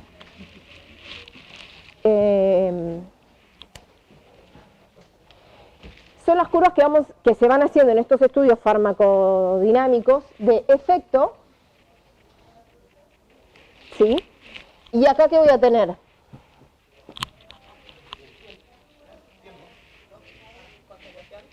Bien, dosis o concentración. En realidad, si yo tengo acá dosis, la curva que yo voy a ver entre el efecto porque yo acá lo que quiero relacionar es lo que le estoy dando a la persona y qué efecto tengo, cuánto me está bajando la presión, lo que sea, ¿no? Cuando yo tengo efecto versus dosis, la curva es un tantito así. ¿Sí? Ahora, cuando yo tengo, como siempre nos gusta complicar las cosas, efecto versus logaritmo de la concentración del fármaco, veo estas formas así más sigmoideas que aparecen. ¿Sí? ¿Hasta ahí vamos? Ok. Entonces, a medida que yo voy dando más droga, voy viendo más efectos. Va a llegar un momento que yo ya tengo todos mis receptores ocupados, todos mis segundos mensajeros activados, ya estoy teniendo todo el efecto que puedo tener, ¿no? Porque ¿cuántas adenilatos y clasas voy a activar? Bueno, una vez que esté todo saturado el sistema, ya no voy a tener más efecto por más de que siga dando fármacos, ¿sí? Por eso es que acá arriba es como que se plancha. Acá cuando se plancha, llego a la meseta, al equilibrio, es el efecto máximo que yo voy a estar teniendo, ¿no? Más efecto no voy a ver por esto que decimos de que ya está todo ocupado, está todo actuando, ¿sí? ¿Hasta ahí vamos? Bien, ¿sí? ¿Lo que es el logaritmo? Ok. El logaritmo es una operación matemática. En este caso lo que a nuestros efectos son cuestiones matemáticas que te transforman la hipérbole que vimos recién en una curva dosis-efecto en una curva sigmoidea. A nosotros mucho más que esto no nos interesa. Sí, esto tiene implicancias porque vos matemáticamente en una curva sigmoidea podés sacar pendientes, podés sacar el punto de inflexión y eso nos va dando distintas cuestiones para los que estudian los fármacos poder determinar cuál es la potencia del fármaco, cuál es el efecto máximo, cuál es esto, cuál es lo otro. Lo tenemos que hacer de formas matemáticas, con derivadas y cuestiones, y por eso hacemos uso del logaritmo. No nos complica mucho en lo que nosotros vemos en este módulo. La forma de la curva. Sí. ¿Cuál vamos a usar más? La del logaritmo. En este caso, sí. ¿Se acuerdan que la vez pasada habíamos dicho, con constante de eliminación teníamos las dos variables? Pero acá vemos logaritmo, ¿sí? Entonces tenemos este tipo de curvas así. Si yo tengo un fármaco donde mayormente me estabiliza la conformación activa del receptor, pero un poquito la forma inactiva del receptor también, es como que voy a tener efecto, algo, porque ven las flechitas un poco más grandes para este lado, pero no tanto como este, que la forma inactiva ni estaba, ¿sí? Entonces probablemente yo vea una curva un tantito así. Pero vos, por ejemplo, cuando creas un fármaco, siempre que sea puro, ¿no? No necesariamente, depende qué quiera hacer yo. O sea, que tenga una parte parcial, capaz que una unidad. Porque también hay que ver, porque en realidad uno podría querer eso, pero también hay que ver lo que sucede en la naturaleza de la molécula que uno encuentra, porque también tengamos en cuenta de que adenilatos y clasas hay en un montón de lugares, que hay un montón de segundos mensajeros, en cada lugar puedes estar desencadenando algo distinto, entonces no siempre estimular todo está bueno, y por ahí hay un fármaco que, no sé, se concentra en bronquios, te invento cualquiera, entonces me sirve y justo tiene esta particularidad, bueno, no es que no lo voy a discriminar, digamos. Bien. Cuestión que estos fármacos agonistas parciales, como están un poco más divididos en qué conformaciones estabilizan, van a tener efecto, pero no van a llegar al efecto máximo completo como el agonista puro, ¿sí? Entonces en la curva que yo voy a ver, ven que mi efecto máximo me llega hasta acá, ¿sí? ¿Por qué? Porque es un agonista parcial. Y si yo doy un agonista inverso, ahí vamos. Lo que sucede con este tipo de drogas, con este no se compliquen demasiado, lo nombramos porque está en la bibliografía, pero no va a ser tanto de nuestro interés, es que lo que hace es estabilizar más la conformación inactiva del receptor y no la activa. Entonces, me inhibe, digamos, que suceda toda esa cascada.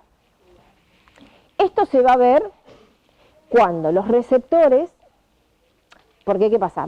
Hay, como en el organismo, los receptores permiten, por ejemplo, habitualmente, no sé, la entrada de sodio, ¿sí? O de algún ion, ¿sí?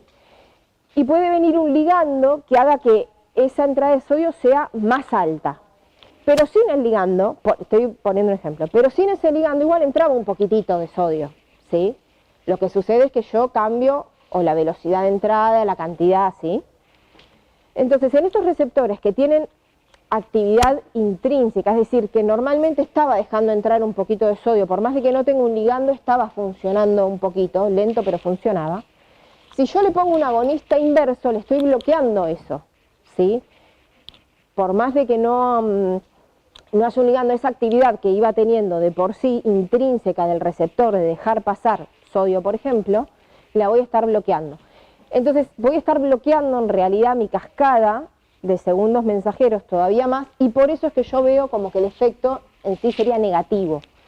Porque yo tenía un efecto, ven, acá le empezamos de cero para verlo más fácil, pero ven que acá no empieza de cero la curva. ¿Por qué? Porque esta parte del efecto yo ya lo veía sin dar ningún ligando, sin dar ningún fármaco, porque el receptor, por ejemplo, que estoy analizando en esta situación, ya tenía un poquito de actividad solo, ¿sí? Entonces ya arrancaba de por acá.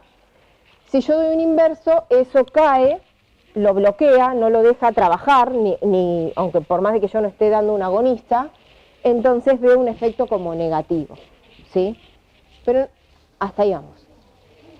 Y si yo doy un antagonista, porque dijimos que era un antagonista, se une con eficacia, con afinidad, pero no desencadena la cascada de segundos mensajeros. Entonces, se va a unir, pero yo no veo efecto, ¿sí? Porque no me está entrando calcio a la célula y contrayendo algo, y entonces, ¿sí? Entonces, por eso es que el efecto se mantiene constante, ¿sí? ¿Sí? ¿Qué diríamos? Como que estabiliza, desestabiliza, ¿qué haría con el receptor? Depende dónde estemos. ¿Por qué? Por ejemplo, el M3, les dijo recién Emi, que activándose llevaba a la contracción del músculo liso, ¿no? Y habitualmente el M3 es un receptor que está en el músculo liso y que puede estar activado por ¿quién? ¿Quién lo activaba? La acetilcolina, ¿no? Y nosotros tenemos acetilcolina en nuestro cuerpo habitualmente. Entonces, habitualmente tenemos algo de acetilcolina interactuando con un M3 en el músculo liso bronquial y teniéndolo un poco contraído, por ejemplo, ¿no? Entonces yo por ahí, para un paciente asmático, puedo dar un fármaco que sea antagonista, muscarínico, se una a ese M3, ¿sí? Pero no desencadena nada, pero no deja que la acetilcolina endógena se una. Entonces la contracción que me estaba dando por la acetilcolina endógena que yo tengo, ya no la voy a tener. Entonces estoy relajando el músculo liso. O sea que un antagonista, por más de que no me desencadene la cascada como nosotros la vimos, me puede ser muy útil clínicamente, porque clínicamente en el cuerpo hay procesos que se estaban dando y que inhibirlos me puede servir, ¿sí? O sea, hay receptores que están estimulados habitualmente y que disminuir su estimulación nos puede servir, como en este caso que vimos recién, ¿se entiende? Por eso es que en la práctica clínica podemos usar antagonistas tranquilamente, ¿sí? Entre el antagonista y el agonista inverso. O sea, hay uno vos lo bloqueás y dejas que lo normal, digamos, no pase, empiece el antagonista. ¿Y el agonista inverso? Es muy finita la diferencia, por eso olvidé esta placa. Lo que tiene es que el antagonismo inverso solo lo veo como inverso si el receptor habitualmente tenía esto de actividad intrínseca de ir dejando pasar un poquito. Si el receptor no hacía nada, no voy a bloquear más nada y no lo voy a ver muy diferente. ¿Se entiende? No es para enroscarnos con esto. En receptores que tienen actividad constitutiva, que habitualmente dejaban pasar alguna molécula o algún ion o algo, y yo lo bloqueo, veo un efecto negativo. Con el antagonista solo no veo negativo, bloqueé y nada más. Por eso es plano. Claro. En realidad, sí, en los receptores constitutivos sí. Y receptores que no habitualmente no dejan pasar a nadie hasta que no se unen a un ligando, no veo nada inverso porque habitualmente no dejaba pasar a nadie y no sigue sin dejar pasar a nadie, ¿sí? Entonces Entonces lo que hace es bloquear el receptor en los dos casos, pero lo que cambia, digamos, lo que diferencia es el efecto. En uno no va a generar efecto y el otro va a generar un efecto negativo. Claro, si el receptor tenía esta actividad constitutiva. Exacto. Pero no es para que nos enrosquemos con esto. Con agonista puro, parcial y antagonismo, más o menos nos vamos a manejar, ¿sí? Entonces, esto lo vimos y estas son las curvas que estuvimos haciendo recién, ¿sí? Y acá decimos, bueno, ¿y para qué queremos nosotros hacer esto? ¿Cómo se hacen estas curvas? Básicamente, en mi modelo de células, para no decir en mi ratita de laboratorio, se va dando más dosis de fármaco y vamos viendo qué efecto tenemos, ¿sí? Si el efecto era, por ejemplo, contraer un músculo, se ve cómo se puede experimentar y analizar la contracción de ese músculo, ¿sí? Por ejemplo. Entonces, de esa manera vamos construyendo estas curvas y yo voy teniendo el dato de a medida que doy más dosis, qué efecto voy teniendo.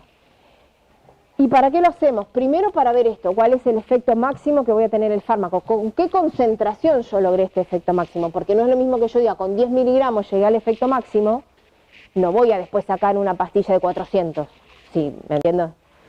O con 20, con 30, tengo que saber yo ese tipo de datos. Por un lado eso, sí. ¿Alguien? El efecto máximo sería cuando hay, o sea, la concentración de fármaco es tal que ya no puede actuar como receptores. No es que no pueda actuar, sino que seguir dando más cantidad de fármacos no va a seguir amplificando y no voy a ver más efecto. Sí. Hay toda una teoría de receptores de reserva y tal, pero no nos vamos a meter en esa. Vamos a decir que el sistema ya está ocupado, saturado, entonces no veo más efecto por más de que dé más droga. Bien. Y otra cosa que analizamos para poder comparar fármacos, que es otra cosa que necesitamos, es la potencia del fármaco. ¿Alguna vez escucharon este fármaco es más potente, este no? O por qué, por ejemplo, fármacos que se usan, que van a actuar en los mismos receptores, con las mismas vías, vienen en presentaciones distintas, de 200 miligramos o de 600 miligramos, ¿sí? Bueno, eso se relaciona un poco con la potencia, y la potencia sería la dosis en la cual el fármaco alcanza la mitad de su efecto máximo. ¿Sí? Entonces, en este caso, si este es mi efecto máximo, y acá hay un 50 para acá, estos son, sí, máximos. Yo diría que, tiqui, tiqui, tiqui, tiqui, tiqui. En este caso, no, yo acá tengo efecto contra concentración. El tiempo ya acá me independicé.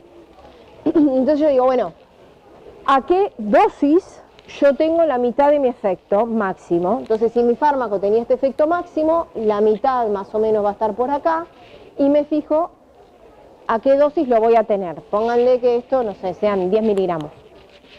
¿Sí? Siempre la potencia la veo en este eje. La potencia. La dosis a la cual tengo la mitad del efecto. Y entonces acá vemos, por ejemplo, dos cuestiones. Acá vemos que yo di un fármaco A y un fármaco B. Los dos me generaron un efecto, con lo cual los dos son agonistas. Fíjense en que si este es el efecto máximo, la mitad del efecto está por acá, y acá estoy en la mitad del efecto de A, y acá estoy en la mitad del efecto de B, o sea que, ¿no? Si yo busco la potencia en A, me fijo la mitad, es acá. Si yo busco la potencia en B, si este era el efecto máximo de B, la mitad también va a estar por acá, entonces fíjense en que tiene la misma potencia, ¿sí? Pero tienen diferente eficacia, diferente efecto máximo. A logra mucho más efecto que B. Acá podríamos decir que B es un agonista parcial y A es un agonista puro, ¿sí? ¿Pero por qué tiene el mismo efecto? Porque esto no es ¿Cómo el mismo efecto? la misma potencia. Porque justo la dosis a la cual logran la mitad de su efecto máximo es la misma. En B la mitad de su efecto, si este es el efecto máximo, la mitad de todo esto va a estar acá más o menos, y en A de todo esto la mitad también va a ser más o menos acá. Bueno, porque no tiene la misma mitad. No, pero coincide cuando yo bajo en el eje, en A la mitad es acá, y en B la mitad de esta curva es más o menos acá, pero me da a la misma potencia. Capaz que la potencia, claro, serán 10 miligramos, pero con 10 miligramos en A yo logré más efecto que en B. Claro. Pero bueno, son distintos conceptos. Un agonista puro y otro es parcial. ¿Cuál es la diferencia entre un agonista puro y uno parcial? El puro tiene más efecto. Claro, logra un efecto mayor. Y el parcial no. Queda la mitad, más o menos. Es confuso porque parece que uno está arriba, te parece que superan diferentes, pero claro, La mitad, la potencia es la mitad de su efecto máximo.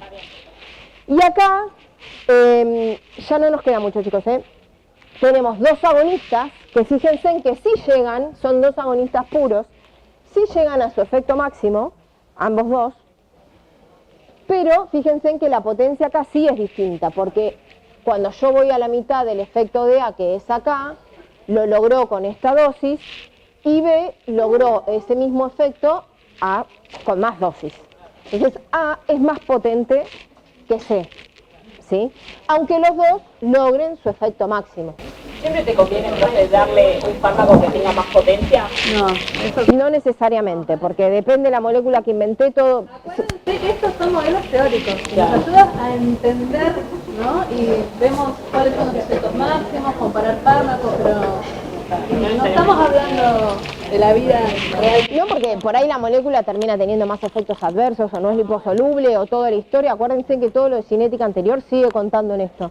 Entonces por ahí la molécula será muy potente, pero no llega a su lugar. No me sirve. Es más potente porque hay que dar menos dosis para que alcance la... Bien. Fármacos más potentes que otros, porque necesitan menos dosis. Bueno, entonces la curva ¿hacia dónde se corre? Hacia la izquierda. Perfecto. Si la curva se corre hacia la derecha, quiere decir que necesito más dosis. Bien. Tengan en cuenta que la curva es dosis, efecto. Yo voy viendo en esa curva, estos dibujitos me van diciendo, a medida que aumenta la dosis, qué cantidad de efecto tengo. ¿Sí?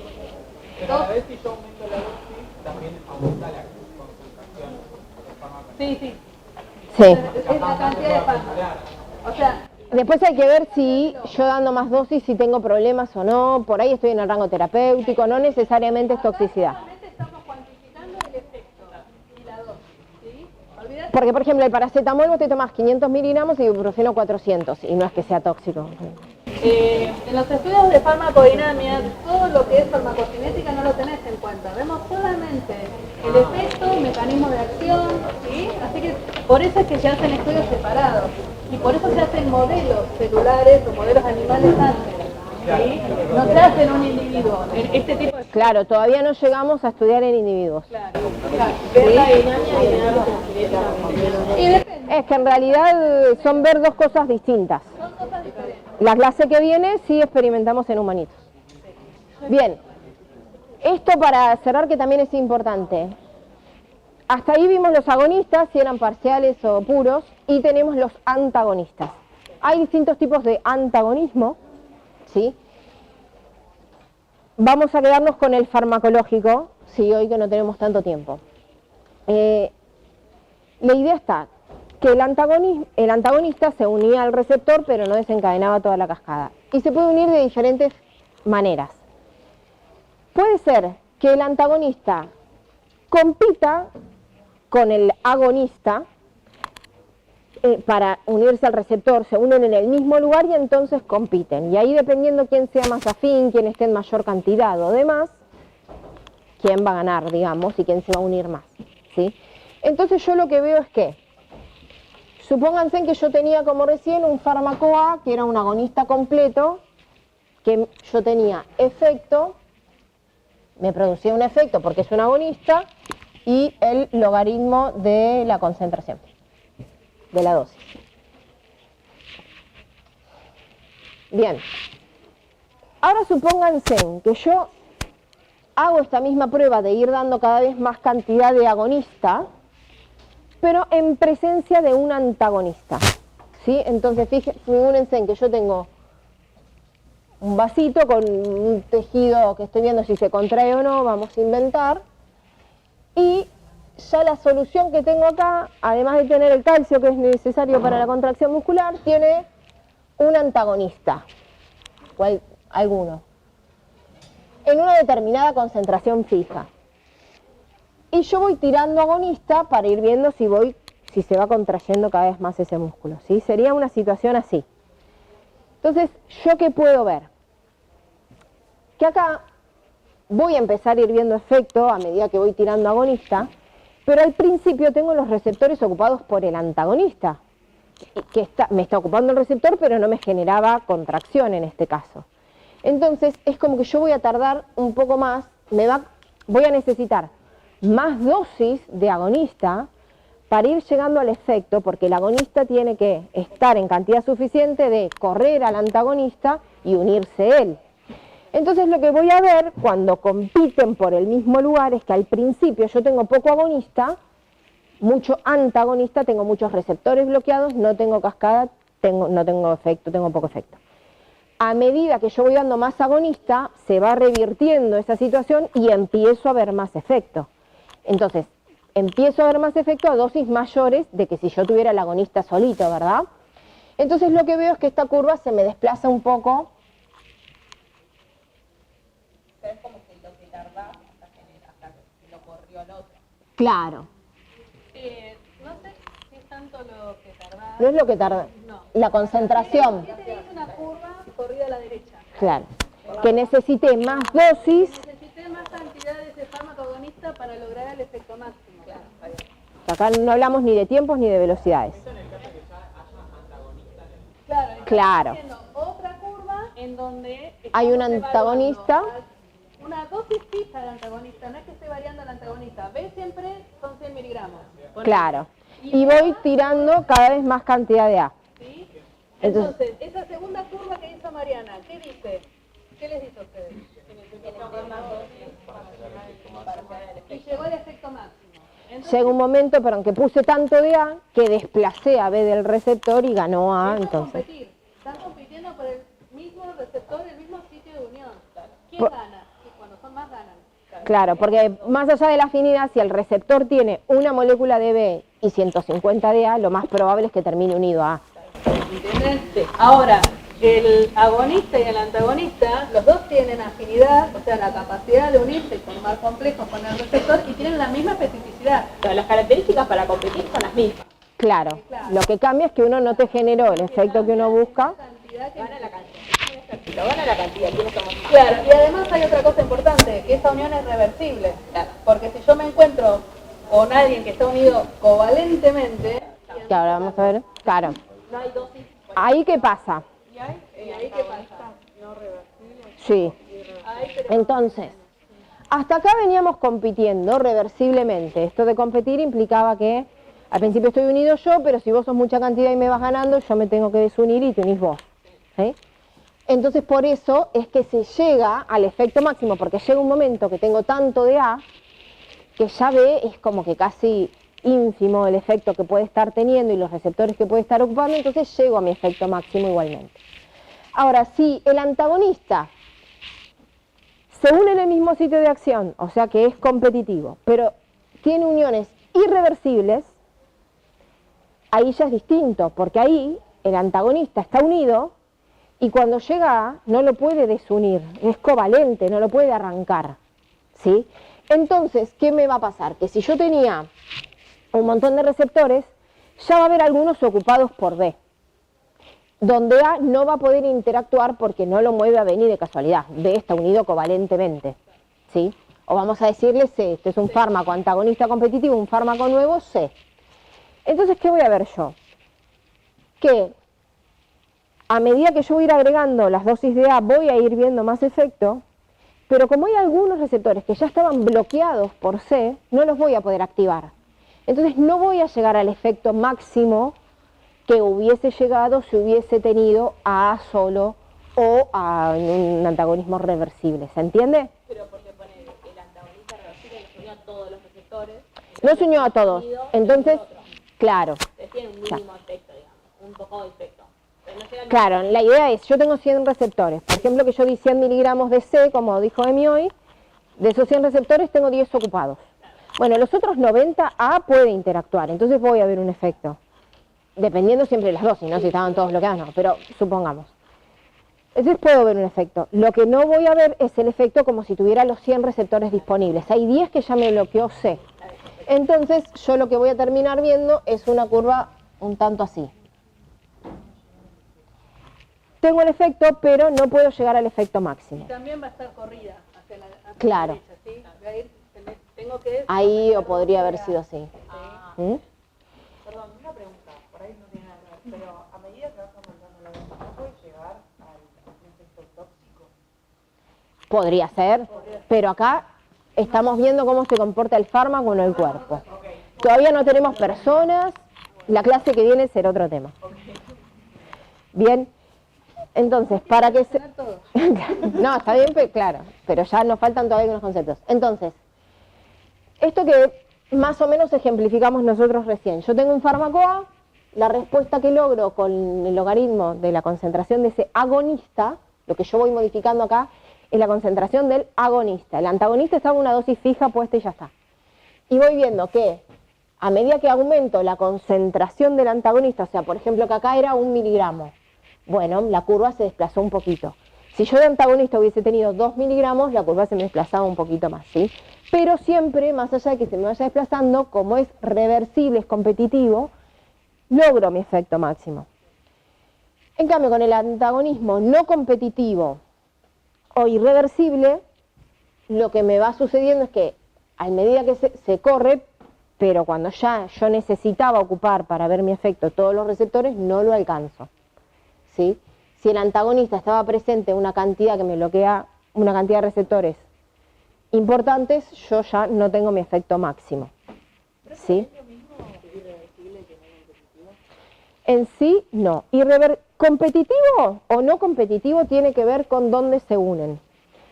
Que lo retomamos esto igual la clase que viene, no nos preocupamos, pero si el antagonista y el agonista se unen en el mismo lugar del receptor, compiten justamente, ahí hablamos de competitivo, que puede ser reversible si las uniones son débiles y me permiten disociar y volver a asociar. Claro. O sería un antagonismo competitivo porque estoy en el mismo lugar que el agonista, o sea, quiero actuar en el mismo lugar que el agonista. Irreversible si mi unión es covalente. Y el no competitivo es que el antagonista no se une en el mismo lugar que el agonista, no quieren entrar por la misma puerta, pero se termina uniendo en otro sitio, ¿no? Que normalmente le decimos sitio alostérico, no importa, en otro lugar, en otro lado del receptor. Vieron que hoy Emi les dibujó un receptor que tenía como 7 dominios que entraba y salía por todos lados. Bueno, el receptor es grande, entonces tiene distintas formas de interactuar. Por ahí yo estoy interactuando en otro lado del receptor, el antagonista, pero eso hace que ese receptor cambie y ya no se puede unir tanto al ligando, ¿sí?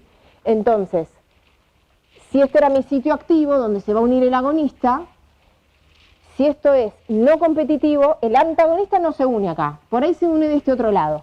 Pero eso hace que el receptor cambie la forma y entonces ya mi agonista no pueda interactuar, ¿sí? Por eso se llama no competitivo. No compito por el mismo lugar, pero termino antagonizando igual, ¿sí? Depende eso del tipo de unión que tenga. O sea, compito o no compito si es en el mismo lugar o no, soy reversible o irreversible dependiendo de la fuerza de unión. ¿Sí? Exacto. Y en este caso el agonista sería primario y el antagonista alostérico. Si yo tengo... Claro, en este caso que estamos viendo un antagonismo es alostérico. La clase que viene lo vamos a retomar, pero a veces hay activadores también, puede pasar. Una pregunta, los fármacos que damos, no queremos que sean uniones covalentes, ¿no? Queremos que se eliminen. Depende para la enfermedad capaz. Todo depende. A veces, porque ¿qué pasa? No es que...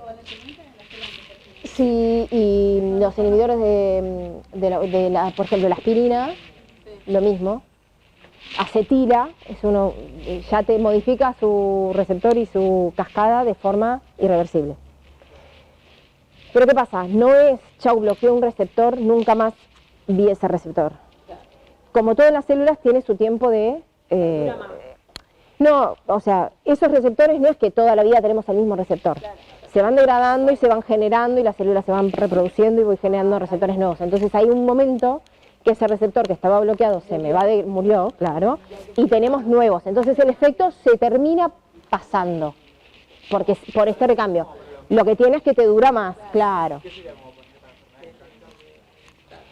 Podría ser una forma.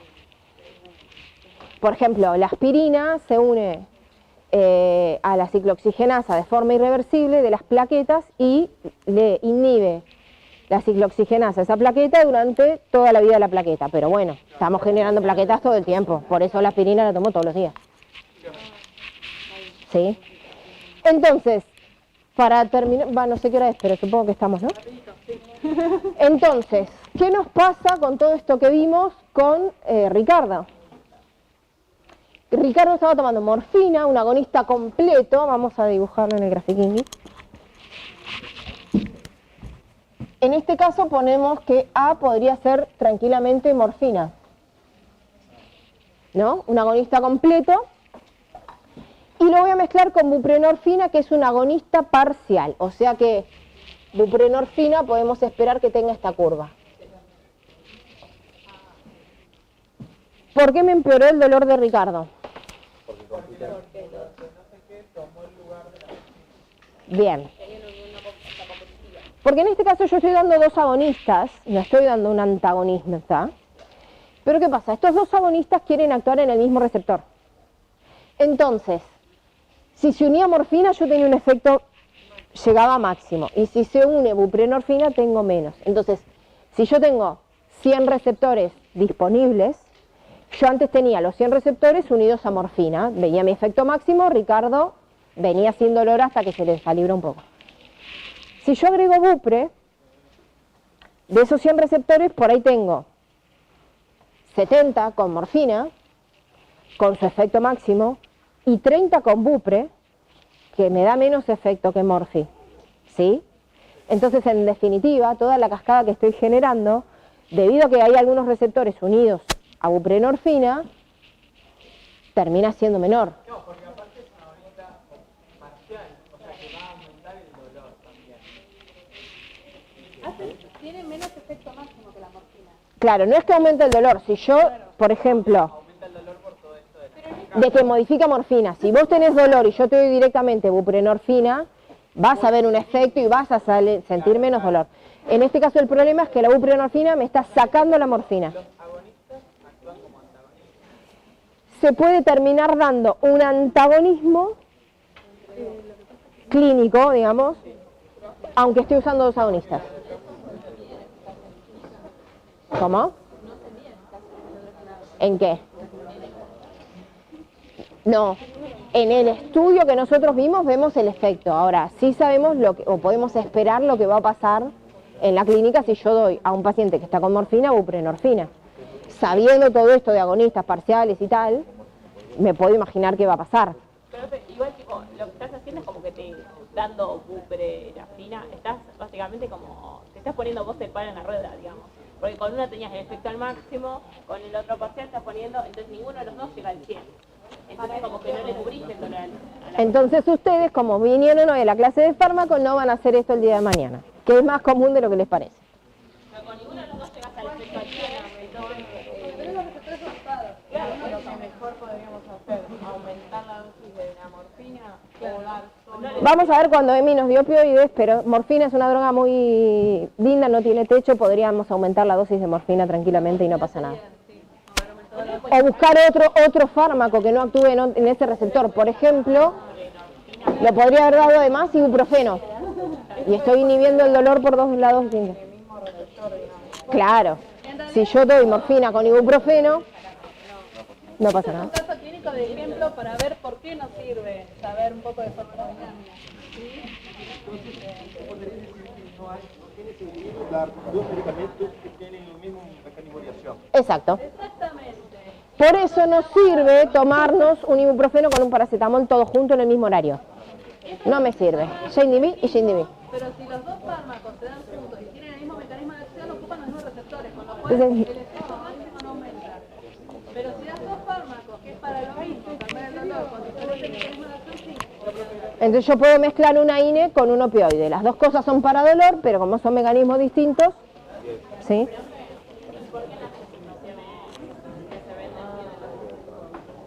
Porque la industria nadie dijo que sea buena, ¿no? No, te venden paracetamol con oxígeno, no es un invento. Pero bueno, con mecanismos distintos sí. ¿Vienen juntos? No, no sabía. No debieran. Sí. El paracetamol también tiene hay mecanismo de... Hay un mecanismo, sí, tercero, pero en realidad volvemos al mismo. Yo te puedo dar un poquito menos de ibuprofeno, un poquito menos de paracetamol y que te lo tomes juntos, sí. Más vale tomar el ibuprofeno intercalado con paracetamol, si vos querés, cada 3 horas o 4 y el dolor es menos. Listo, chicos. Nos van a echar.